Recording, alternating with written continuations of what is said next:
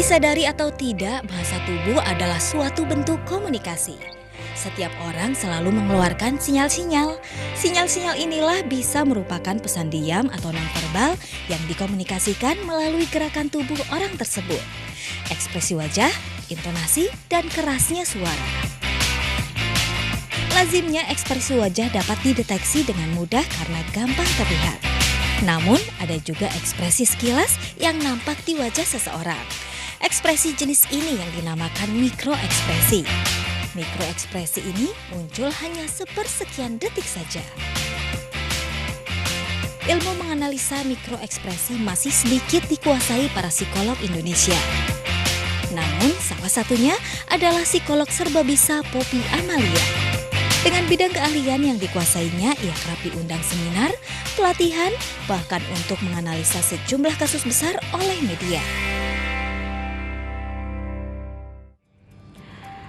Sudah lihat bocorannya ya. Tadi itu ada Mbak Poppy Amalia, betul, seorang ahli microexpression. Iya, ini termasuk profesi langka loh ini. Iya, benar-benar. Dan Gak bisa bohong kita kalau depan dia. Ya, dalam persidangan Jessica ini kan sering Jessica juga gitu. Sering menyatakan pendapat-pendapat gitu ya. Digunakan juga saran dari ahli mikroekspresi untuk melihat sebagaimana sih kebenaran ataupun ketidakbenaran yang diucapkan oleh Jessica ketika dia menyatakan lupa atau tidak ingat. Kita sapa dulu Mbak Poppy Amalia di segmen kali ini. Apa kabar Mbak? Datang lagi. Alhamdulillah. Terima kasih sudah bisa datang ke studio kami. Ya. Selalu segar loh kalau datang ke Selalu segar ya. Gitu ya, selalu heboh. Ketahuan Mbak, bener apa enggak tuh? Ada tujuan tertentu. Ada tujuan tertentu ya, betul. Segar itu dia. ada sesuatu yang ingin disampaikan. Iya betul.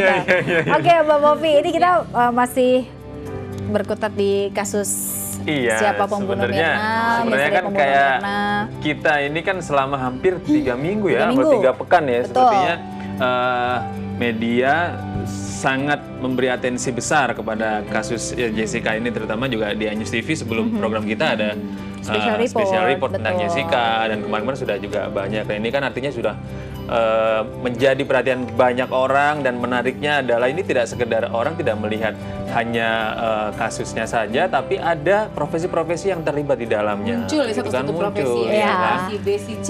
Iya, nah ini kan menjadi menarik dan semakin kaya gitu. Ada orang yang bisa belajar di sini. Oh ternyata ada profesi-profesi ini yang bisa dijadikan rujukan untuk mencari sebuah kebenaran yang absolut gitu kan. Iya. Nah kalau sebagai pakar mikroekspresi nih, kalau Mbak Poppy sebenarnya ini seperti apa sih sebenarnya?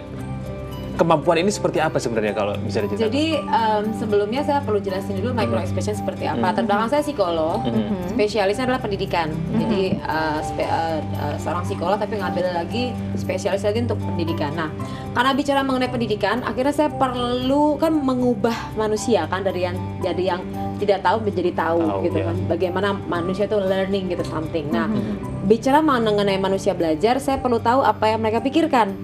Nah, kemudian respon-respon yang dipikirkan dari hasil itu apa yang mereka sampaikan dalam bentuk informasi. Hal inilah mengakibatkan saya mendalami lagi tentang otak manusia, tentang proses berpikir, dan informasi yang disampaikan baik verbal maupun non verbal. Karena sebagai seorang psikolog pendidikan yang notabene-nya saya adalah seorang trainer pada akhirnya gitu kan. Nah, akhirnya pada saat mempelajari ini saya banyak mempelajari tidak hanya dari microexpression saja, saya juga mempelajari metodologinya adalah NLP. Jadi memang latar belakang psikolog, berarti kan ilmu psikologi, ditambah lagi dengan yang namanya neurologi language program. Jadi sebuah metodologi yang bisa kita mempelajari seluruh susunan syaraf manusia untuk kita bisa program kembali dengan menggunakan kata-kata.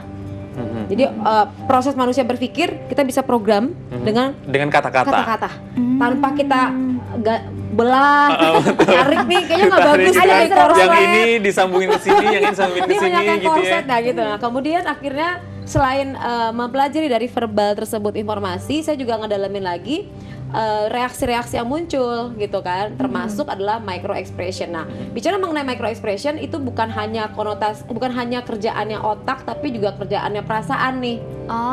Gitu ada loh. Perasaan yang berbicara juga. Iya, bicara mengenai perasaan yang tersimpan di jantung, yang kita pikirkan adalah di hati, itu totally berbeda gitu loh. Jadi perasaan itu menyimpan data di jantung. Oh, bukan di hati? Bukan, karena hati. Jadi heart kayak bahasa kita salah.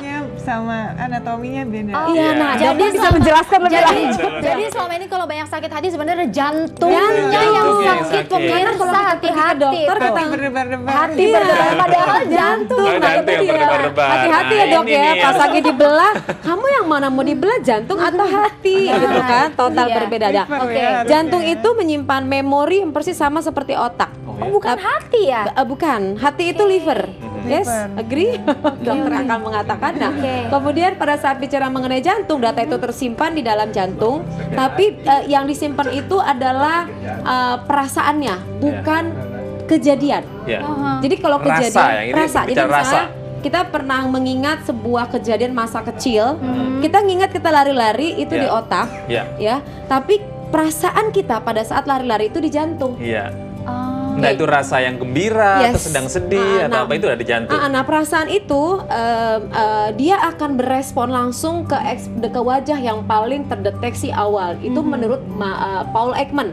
Jadi saya mempelajari micro expression ini dari Paul Ekman. Paul Ekman adalah seorang psikolog yang melakukan penelitian selama hampir 50 tahun untuk meneliti emosi manusia, baik di Papua Nugini, baik maupun di New York. Itu ternyata mereka memiliki emosi yang sama pada saat marah, sedih, kecewa, takut, khawatir, dan lain-lain. Nah banyak orang memang menyampaikan bahwa metode kalau kita kemarin lihat sidang Jessica, itu yang diulas adalah gesture. Iya. Betul. Itu total berbeda dengan micro expression. Oh, saya kira itu sama. Karena bagian dari language kita. Nah, body language kita, bukan belajar gesture itu ada dipelajari di micro expression, tapi hanya part kecil dari keseluruhan.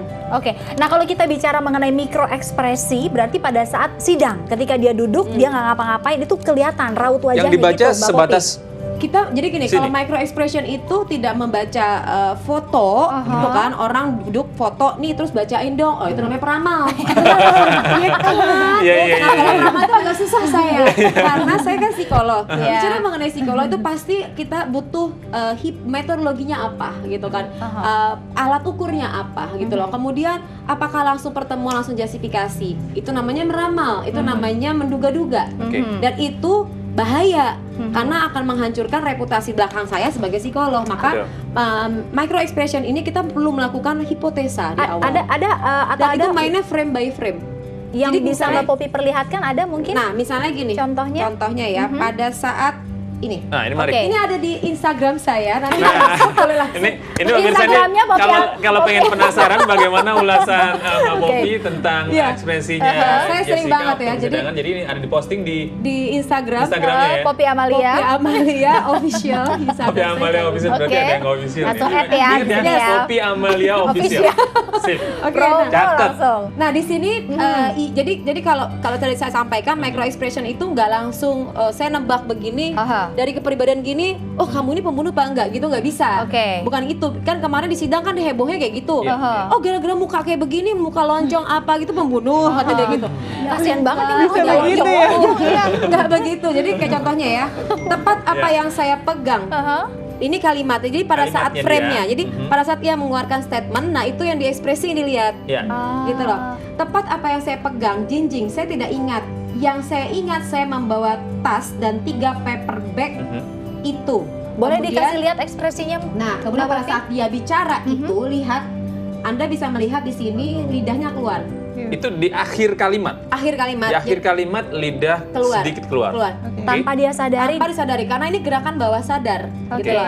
Refleks dan kemudian perasaan disimpan, gitu kan. Nah di sini lidah keluar dengan lidah dikeluarkan sedikit dari mulutnya, gitu loh. Nah saya tidak bisa menjustifikasi lidah keluar. Lampunya gelap apa? Oh iya.